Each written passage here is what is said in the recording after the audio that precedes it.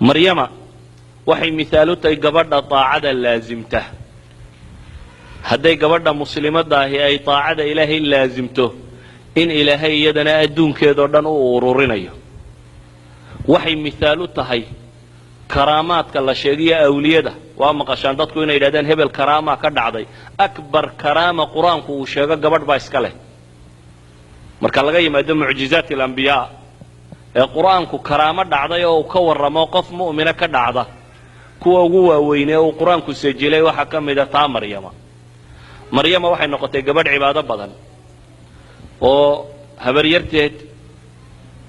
riwaayadka qaarkood say sheegaanna walaasheed ayaa waxaa qabay nebiyullaahi zakariya dabeetana zakariya kafaalo qaadoo koriyey guri nebay ku kortay waxay noqotay gabadh cibaado iyo iimaan lagu canqariyey oo diin nuugtay oo ku kobocday oo ku kortay oo ka shaqaysa meeshii alle lagu caabudayay baytullaahi ka shaqaysa cibaadadeedii markay tiro badatay xad bay gaadhay karaamaadka ka dhacaya qur-aanku uu sheegaya uu tilmaamayo inay cunno meesha taalle ugu iman jirtay iyadoo aan shaqaysanoo meelna qabanin ilaahay baa wuxuu tilmaamayaa intuu nebigii u soo galay markaa inuu ka yaabay oon cunnadan meesha taalla weliba mufasiriintu waxay yidhahdaan cunnada loogu iman jiray waxay ahayd cunno khilaafsan ta dadku uu haysto yacni beeraha waxaa jira raashin xagaaga go'a iyo raashin jiilaalka soo go'a wakhtiga qaboobaana dhir gaaraa baxda wakhtiga kulaylaana dhir gaaraa soo baxda marka kulayluhu jooga maryamo waxaa loogu yimaadaa bay yidhaahdaan wixii go'i jiray wakhtiga qabowga wakhtiga qabowgana waxaa loogu yimaadaa iyadoo haysata summer timeka midhihii go'i jiray waa waxaad u cajiiba nebigii baa la yaabay gabadhan yar iyo cibaadadeed iyo waxaan ay haysato dabeetana wuxuu yidhi yaa maryamu annaa laki haada naha maryamay xaggaad ka keentay buu yidhi arrintan raashinkanuun meesha yaalla xagguu kaaga yimaadaa su-aashaa buu weydiiyey waxay ugu jawaabtay qaalat huwa min cindi illaah ina allaha yarzuqu man yashaau bigayri xisaaba ilaahay buu ka yimi bay tidhi ilaahayna cidduu doono isagaa arsaaqa xisaableeyey gabadha tan karaamadii ka dhacday waxay xasuusisay nebiga kani inuu dib alle u baryo nebiyullaahi zakariya waxba ma dhali jirin waanu gaboobay haweentuu qabayna waxba may dhalayne way gabowday odaya islaan gaboobay bay ahaayeen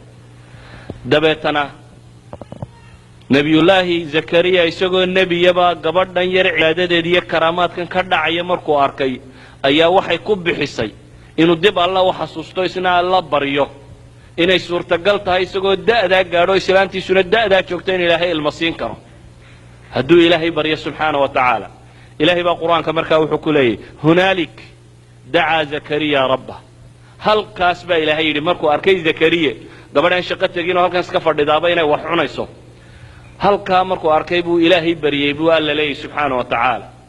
qaala rabbi hab lii min ladunka duriyatan طayiba inaka samiicu ducaa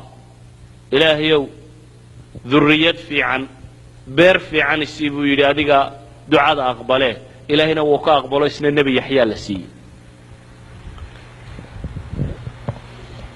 maryama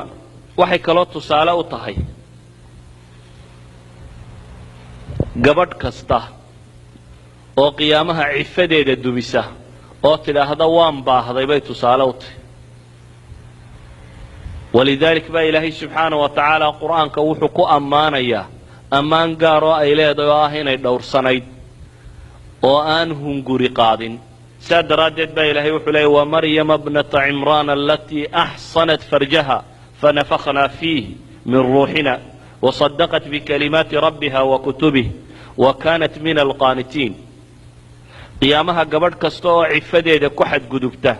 oo dhallinyaronimo qaado oo magaalo gasha oo tidhaahda waan adkaysan kari waaye meel xun baan joogay waxaa la leeyahay maryamiba way adkaysatay wax bini aadam yeeli karo ayaad adigu dumisay maryamiba ilaahay tiisii bay raacday ee adaad diiday alle tiisii inaad raacdo waxa ilaahay uu tusaale inooga dhigay maryama inay aakhiro ibtilaaga ay u noqoto gabadh kasta oo lagu dhex ceebeeyo tolkeed laakiin iyadu go'aansata inaanay ilaahay jidkiisa marnaba ka weecanin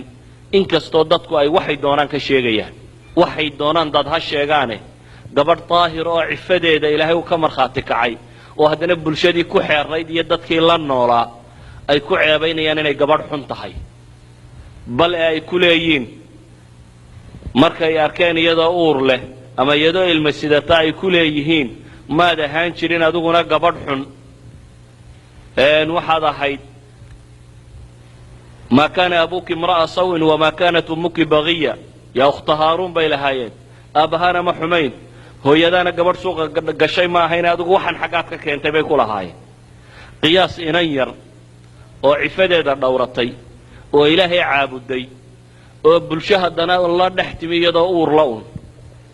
waxa dadkaasi ay odhanayaan ama waxa la sheegayo intee dhib gaadhaad u malaynaysaa gabadhaa miskiinta ah ee cibaadadeeda wadatay ee la arkay un iyadoo uur weyn leh bal ee la arkay iyadoo ilma sidata maxaase dadku ku odhanaya ilaahay waa ka yuhuud markuu ceebaynayo ku tilmaamaya waxyaabahii lagu nacdalay yuhuud inay ka mid tahay maryamo waxay ka sheegeen buhtaankii weynaaye ay maryamo ka sheegeen inuu ka mid ahaa laakiin qofku hadduu ariiqa alle laazimo ilaahay baa u ballan qaaday inuu faraj u furayo maryamo yaa difaaci lahaa haddii la yidhahdo inantani waxba may samayn iska daaya yaa dhegaysanaya ilaahay baa difaaco wuxuu ku difaacay waxaanay dadba filaynin maadaama cirdigeedii iyo sharaftideedii dad uu ku xadgudbay ilaahay baa difaac u sameeyey yaa difaac u noqday maryami yaa laytanii mitu qabla hada wakuntu nasyan mansiya markay lahayd ayaa ilaahay faraj u soo furay oo waxa la yidhi dee gabadh tolkeed ku dhex ceebooday waa inay iska tagtaa markay iskaga tagtayna cidla markay u baxdayna wax la cuniyo waxba toona ma jiraan waa gabadh umula oo hadda umulaysa dabeetana calaacalkii bay tidhi bal maan iska dhintaba ama tu aan laba garanayn ilaahu maad iga dhigtid bay leeday markay aragtay dhibta haysataa intay leeg tahay ilaahay baa faraj u furay oo waxaa lagu yidhi geedan timire aad joogto jirrideedun yaro taaba baa la yidhi ilaahay baa kaaga soo da'inaya rutaban janiya timirtu marka malabku ka da'aya ay jilicsantae aanay engegin ee sida malabka loo dhuuqo oo kale taas baa ilaahay kaaga soo dejinaya halkanna biyo kacab baa la yidhi hoostan hoosana biyo kacab timirtaada iyo biyahaaga isku cab oo waqarri caynan baa ilaahay yidhi ishaaduna ha doogsato waxba ha warwari anaa faraj kuu furaya baa ilaahay leeyahy ishaaduna ha doogsatee waxba ha warwari maryamo waxaa la yidhi tolkaa markaad u tagto adigu waxba ha isdifaacina iska aamu ilmahan yarun farta ku fiiq kanba alla ka hadlinaya isagaa ku difaacaya adigu iyo waxba ha qabanay iyadu ilaahay bay adeecday ilaahayna wuxuu tilmaamayaa farajkeedu siduu noqonayo adigu waxba ha isdhibin baa alla leeyahe mujarad waxaad samaysaa ilmahan tilmaam faashaarat ilayhi baa alla leeyahy ilmihii bay u tilmaamtay qaaluu kayfa nukallimu man kana fi lmahdi sabiya jees kalaa la bilaabo waxaa la yidhi waxaan yare dharabta saaran maxaanu kala hadallaabay ku yidhaahdeen markay tidhi anugu hadli maayo ilmahan la hadla kan maxaanu kala hadlaa baa la yidhi waad iswareerinaysaa une kii yaraabaa alla ka hadliyo wuxuu leeyahy qaala inii cabdullah aataaniya alkitaaba wajacalanii nabiya isagoo dharabta saaran buu leeyahy wardadow ilaahay addoonkiisii baan ahay nebi baanan ahay ilaahay baana kitaabi siiyey waa ilme la sido ayaa saa sheegaya ilaahay baa difaacay cirdigeedii iyo sharafteedii ilaahay baa u difaacay subxaana wa tacaala